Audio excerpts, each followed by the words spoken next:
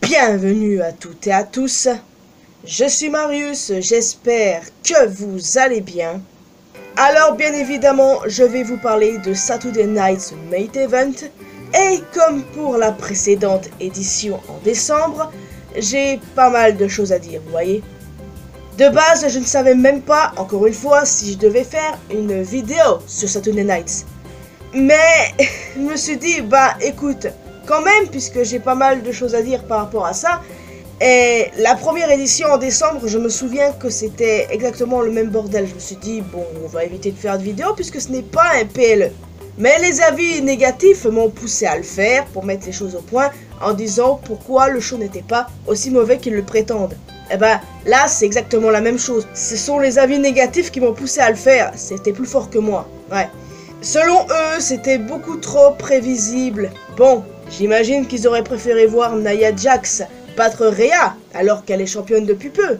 J'imagine qu'ils auraient préféré voir Jey Uso battre Gunther. Ouais, je crois pas, hein. Donc à partir de là, il faut arrêter de dire que c'est prévisible à chaque fois et arrêter de dire que c'était nul parce que je vous connais, hein. Vous êtes toujours là à sortir le négatif plutôt que le positif. Et moi, c'est l'inverse. Je sors le positif avant tout. Et c'est pour ça que j'ai décidé de faire une review sur Saturday Night. Et d'un côté, ça tombait bien puisque j'ai pas mal de choses à dire.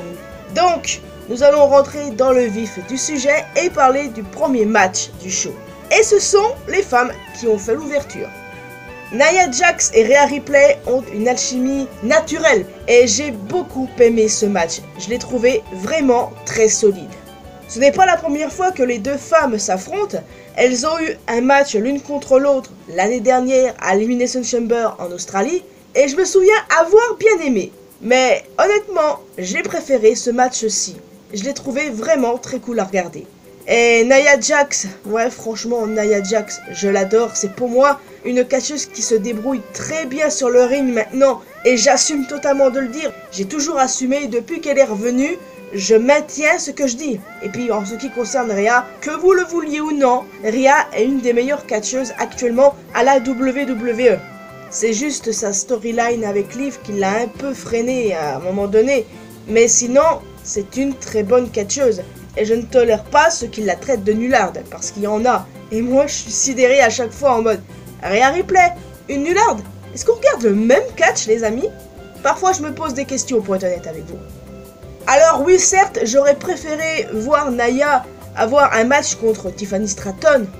Mais bon, finalement, ça m'a pas déplu et j'espère quand même que Nia aura ce match contre Tiffany. Peut-être que ce sera lors du Royal Rumble, qui sait. Affaire à suivre. Le match suivant, mon préféré du show pour le titre intercontinental, Bron Breakker contre Sheamus. Franchement, un banger.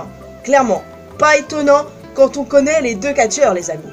Alors, sur ce match, j'étais plutôt partagé, vous voyez. D'un côté, je voulais voir Sheamus gagner pour, enfin, qu'il gagne le titre qui lui échappe depuis le début de sa carrière, le titre intercontinental. Mais en même temps, je me suis dit, faire perdre Bron Breakker maintenant, ouais, j'aimerais que son règne dure un peu plus longtemps. Et résultat, pour moi, ils ont pris la bonne décision en faisant conserver Breakker. Et puis, pour être honnête, est-ce que Sheamus qui gagne à un simple show lambda, va-t-on dire, est-ce que ça aurait été vraiment la bonne chose à faire? Je pense pas. Je pense que c'est mieux d'attendre WrestleMania.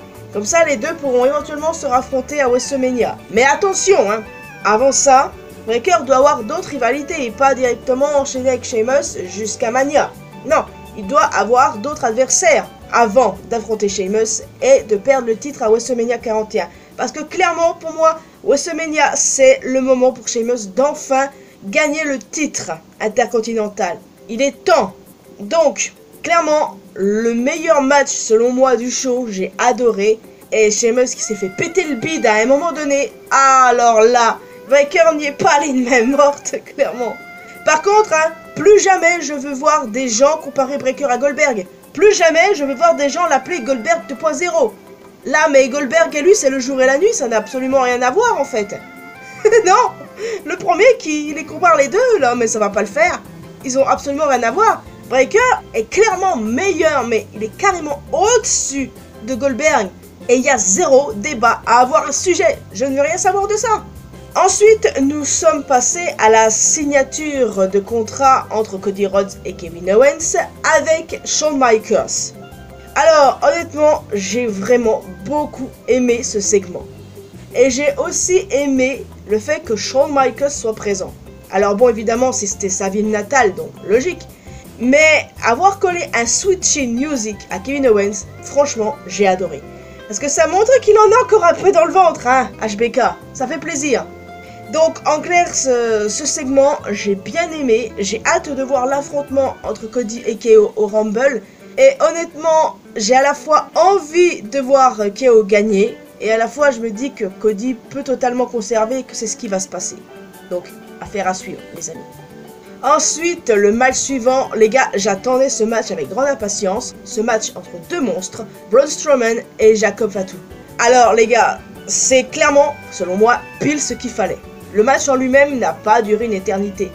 Mais le segment d'après, je l'ai trouvé incroyable.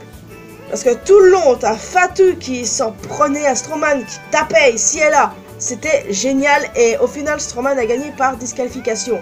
Ce qui n'a pas plu à Jacob Fatu et qui après, elle s'est littéralement déchaînée. Et j'ai trouvé ça génial parce que pour moi, il a littéralement tué Braun Strowman. Il l'a littéralement tué. Jacob Fatu, clairement, il a un bel avenir devant lui. Je vous le dis clairement, les gars. Il a un bel avenir qui l'attend. Et il a vraiment le potentiel de briller en solo. Il y a zéro doute à ce sujet. Je n'ai vraiment aucun doute. Et franchement, pour moi, il doit absolument toucher un titre cette année. Donc, Jacob Fatu en mode destruction massive qui bute Braun Strowman. Franchement, je valide de fou, hein. L'après-match, le segment d'après, ça m'a fait beaucoup penser à l'attaque de Bronson Reed sur Rollins. Il y a des similitudes. Parce que là, Fatu, il a complètement annihilé Braun. Et ça le construit comme un monstre, mais comme une vraie menace. Déjà qu'il était une menace de base, mais là c'est un cran au-dessus, même 2, voire 3. Et je trouve ça incroyable personnellement. Alors, j'ai hâte de voir ce qui va se passer ensuite. Et par contre, on en parle de Tama Tonga qui, genre, s'autoproclame la voix de la raison. Alors, si lui, il est la voix de la raison, alors là, il y a un gros problème. Il n'y a rien qui va. C'est pas moi qui le dis, c'est lui qui l'a dit, hein. Sur sa bio Twitter, c'est ce qu'il a écrit, qu'il est la voix de la raison. En tout cas, voilà, j'ai super hâte de voir la suite pour Jacob Fatu, mais clairement, pour moi, il doit avoir un titre cette année. Il y a tellement de personnes que j'ai envie de voir avec un titre cette année, c'est fou. Enfin bon, maintenant, il est temps de passer au Main Event. Main Event, Jey Uso contre le champion Heavyweight Gunther.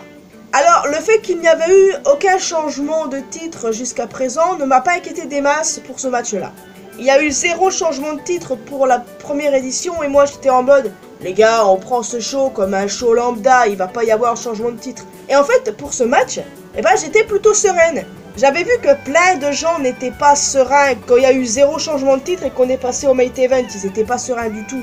Ils avaient peur de voir Gunther perdre. Moi, en fait, j'étais plutôt sereine pour être honnête avec vous. J'étais en mode, non, je suis sûr que Gunther ne perdra pas. Et j'ai eu raison. Ouais, il n'y avait pas de quoi s'inquiéter. C'est juste que, je sais pas, j'imagine pas du tout Jey champion mondial. Je sais pas pourquoi. Je ne l'imagine pas du tout. Donc, c'est peut-être le moins bon affrontement qu'il y a eu entre les deux, mais je l'ai trouvé sympathique à regarder. Ouais, clairement, j'ai bien aimé. Par contre, mon problème, ce sont les pubs à répétition depuis le début du show. Les pubs. Les maudites pubs. On déteste les pubs. Tous mes potes détestent les pubs. Non mais vraiment, c'est le seul point négatif à relever du show, les gars. Les putains de pubs. Donc, en gros, j'ai trouvé ce show très sympathique. Ouais, très très sympathique. Et encore une fois, je réinsiste bien là-dessus. Ce n'est pas un PLE. C'est un show normal, ok? C'est comme si c'était un live event, mais télévisé, vous voyez?